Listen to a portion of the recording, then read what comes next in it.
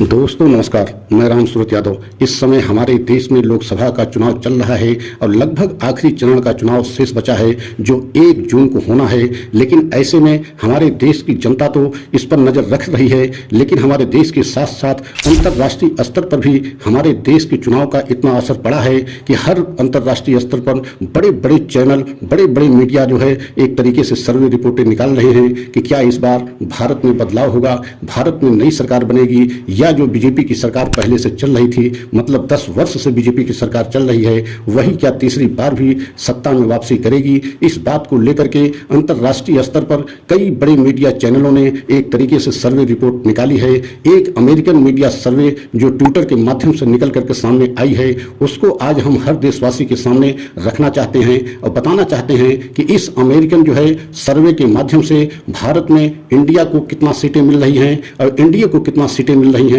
किस राज्य में किसको कितनी सीटें मिल रही हैं, मतलब सिलसिलेवार जो है हर राज्य के विषय में आज हम बताना चाहते हैं। और ये भी आपको मालूम हो जाएगी क्या इस बार इंडिया गठबंधन की सरकार बन रही है या जो है बीजेपी एनडीए की सरकार बन रही है, पूरा आप लोगों को समझ में आ जाएगा और सिलसिलेवार हर राज्य को विषय में हम बताएंगे। तो सबसे पहले आपको बताना चाहते हैं कि किस राज्य को हम शुरू करें। इससे पहले आपसे निवेदन है कि अगर हमारे चैनल पर पहली बार हैं तो चैनल को लाइक सब्सक्राइब कर लें और जो है वीडियो को अंत तक जरूर देखें, तभी पूरा आपके विषय समझ में आएगा कि इस बार बदलाव की लहर हमारे देश में चल रही है कि नहीं चल रही है। और आपको सबसे पहले हम कर्नाटक के विषय में बताना चाहते हैं। कर्नाटक में 28 लोकसभा की सीटें हैं और इस बार जो है अमेरिकन जो है मीडिया सर्वे के मुताबिक 20 सीटें जो है इस समय इस बार जो है इंडिया गठबंधन को मिल रही है और 8 सीट जो है एनडीए को मिल रही है, जबकि पिछली बार कर्नाटक में 28 सीटें जो है एनडीए जीता था। और यही स्थिति केरल में है। केरल में 20 लोकसभा की सीटें हैं, 20 में से 20 जो है इंडिया गठबंधन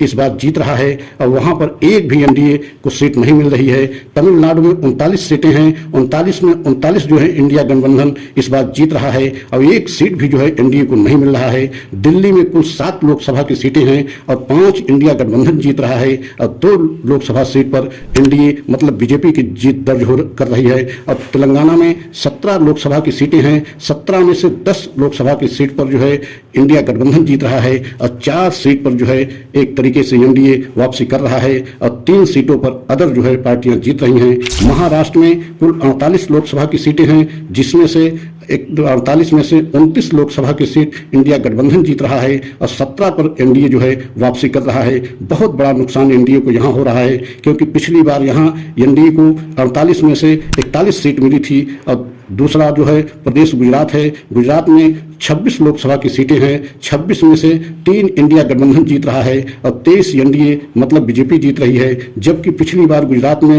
एनडीए मतलब बीजेपी 26 के 26 सीट जीती थी। और राजस्थान में यही स्थिति है। राजस्थान में 25 लोकसभा की सीट है, जहां पे 10 इंडिया गठबंधन जीत रहा है और 15 जो है एनडीए जीत रहा है। यहाँ भी राजस्थान में भी पिछली बार 2019 में 25 के 25 सीट जो है एनडीए जीता था।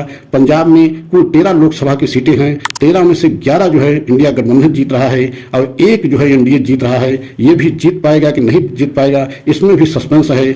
हरियाणा में 10 लोकसभा की सीट है, लेकिन वहां भी 8 पर इंडिया गठबंधन जीत दर्ज करता दिखाई दे रहा है। महज 2 सीटों पर एनडीए जीत रहा है। और बिहार में कुल लोकसभा की 40 सीट है, 40 में से 25 लोकसभा सीट पर इंडिया गठबंधन जीत रहा है और 15 पर एनडीए को जीत हासिल होता दिखाई दे रहा है। उत्तर प्रदेश जो सबसे बड़ा प्रदेश हमारे देश का है, इसमें 80 लोकसभा की सीटें हैं, लेकिन जो अमेरिकन रिपोर्ट सर्वे के मुताबिक जो है 80 लोकसभा की सीटों में से 45 इंडिया गठबंधन के खाते में आती दिखाई दे रही है और लगभग 30 से या 32 सीटें जो है एनडीए के खाते में जाती दिखाई दे रही है। मतलब सबसे बड़ा जो है नुकसान बीजेपी को, एनडीए को उत्तर प्रदेश से है, क्योंकि यहाँ पिछली बार जो है 63 लोकसभा की सीटों पर एनडीए जीता था, लेकिन इस बार 30 से 32 सीटें जीतने का मतलब है कि लगभग 30 से 32 सीटों का नुकसान होता दिखाई दे रहा है। और यही कारण है कि इस बार इंडिया गठबंधन को हर राज्य में बहुत बड़ा नुकसान होता होता दिखाई दे रहा है।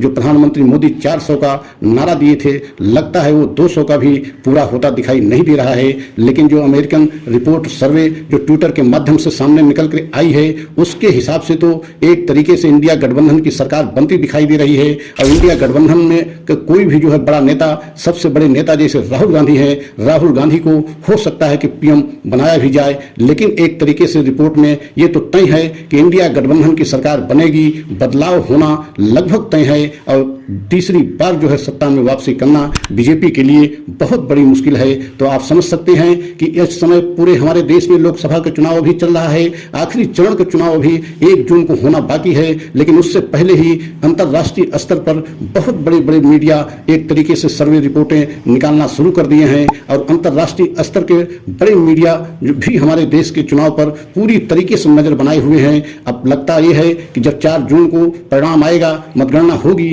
तो उस दिन असलियत जो है देश के सामने भी आएगा, अंतर्राष्ट्रीय स्तर पर भी सबके सामने असलियत आएगी। अभी तो ये सर्वे रिपोर्टें हैं, इन पे कितना विश्वास किया जाए, कितना न किया जाए, लेकिन इतना तो तय है कि जमीनी हालात जो इस बार के चुनाव में दिखाई दे रहे हैं, उसके मुताबिक जो है बदलाव होना लगभग दिखाई देता पड़ रहा है। तो हो सकता है कि इंडिया गठबंधन की इस बार सरकार बने। तो अगर आप सभी देशवासियों को हमारा वीडियो अच्छा लगा हो तो लाइक सब्सक्राइब करें, कमेंट के द्वारा अपनी राय अवश्य दें। अगला जो है वीडियो पुनः लेकर के आएंगे। जय हिंद, जय भारत।